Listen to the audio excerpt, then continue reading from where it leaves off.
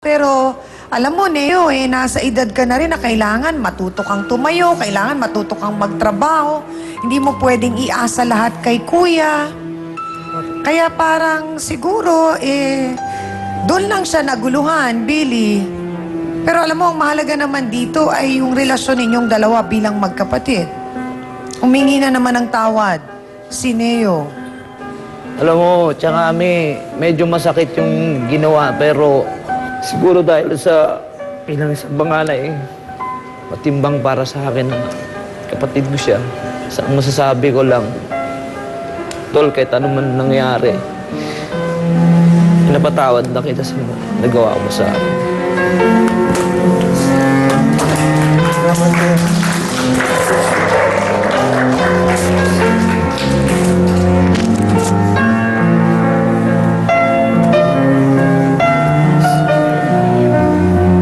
So ang tanong na lamang ngayon, Joyce, ay kung handa ka pa bang makisama at makipagrelasyon kay Neo. Ngayong eto na, nalaman mo merong Jenaline at hindi pa kayang manindigan ni Neo at wala pa siyang trabaho. Siguro po ma'am, ayusin po muna namin yung mga boy namin para siguro may oras naman po siguro para dun. So Neo, kayo naman ni Jenaline, paano na? Jenaline, sorry talaga. Sa nagawa kong masayang kasalanan. Hindi ko yung siyasadya talaga yung nangyari. Hindi ko na mapigilan sarili ko, kaya nagawa ko yun talaga eh. Sana bigyan mo akong chance na mapatawad mo ako. Diyan ka masaya. Pababayaan kita. Or sana lang maging responsable ka na. Hindi yung parati kang kung ano yung gusto mo, yun lang. So pansamantala munang maghihiwalay kayo, paano ba? Wala na po talaga. Wala na talaga. Alam kong masakit ito para sa'yo, Jenaline. Pero ganun pa man, salamat dahil inuunawa mo si Neo.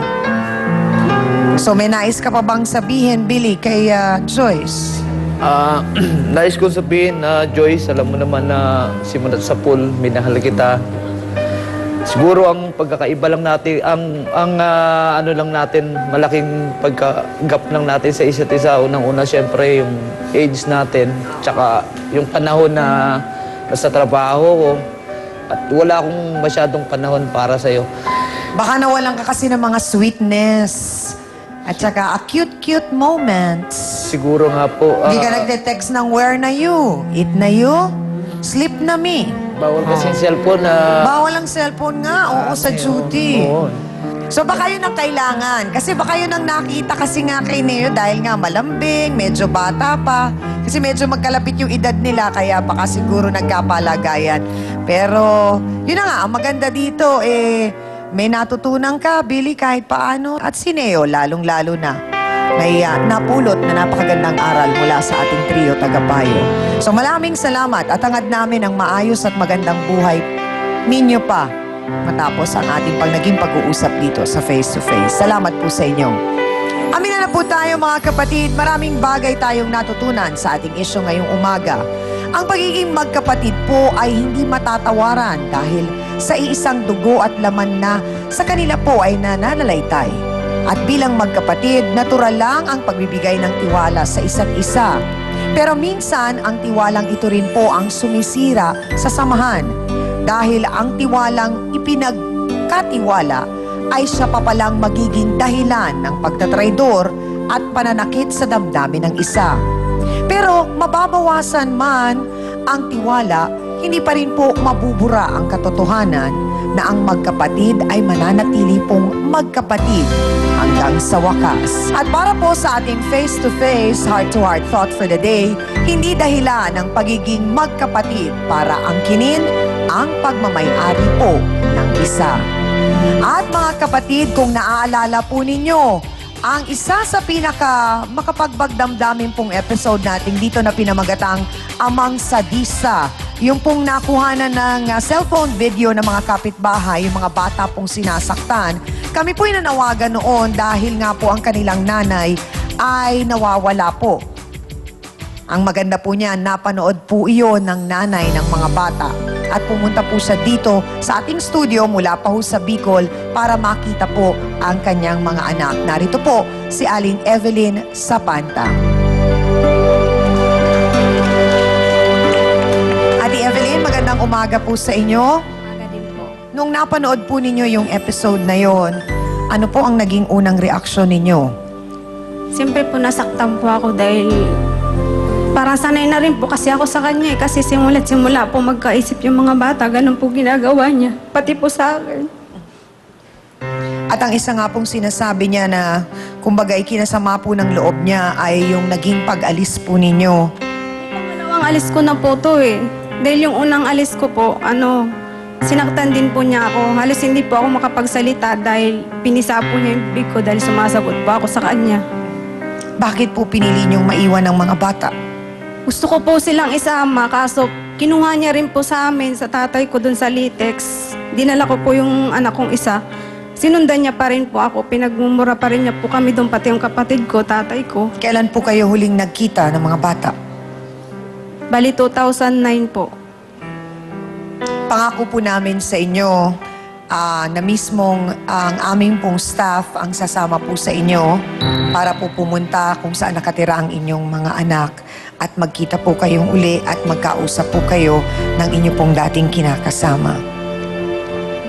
Gusto ko po sana makausap yung mga anak ko tsaka makita ko. So gagawan po namin ng paraan na makasama po ninyo at makita ang mga bata. Maraming salamat po Ate Evelyn at sana nga po kahit paano ay makatulong po kami na maayos po ang sitwasyon ng mga bata po. Thank you din po sa face-to-face.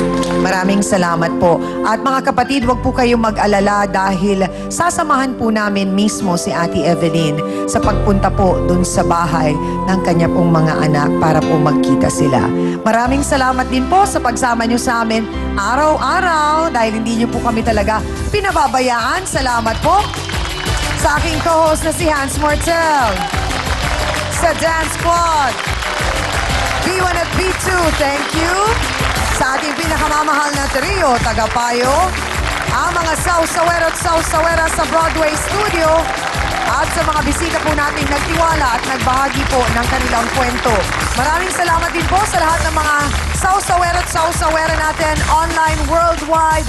Salamat po sa inyo. Happy viewing din sa Tabliso family kay Mrs. Rodora Crisostomo. Get well soon. At happy birthday sa aming gwapong staff na sina Richard Dagar, Francis Celones at Chupits!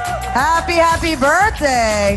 Ako pa rin po ang inyong pambansang kapitan, ang inyong Chang Ami na nagpapaalala ang problema. Pwede mong tawanan, pero hindi mo yan dapat talikuran. Kaya kung may problema ka, harapin mo, pag-usapan natin yan.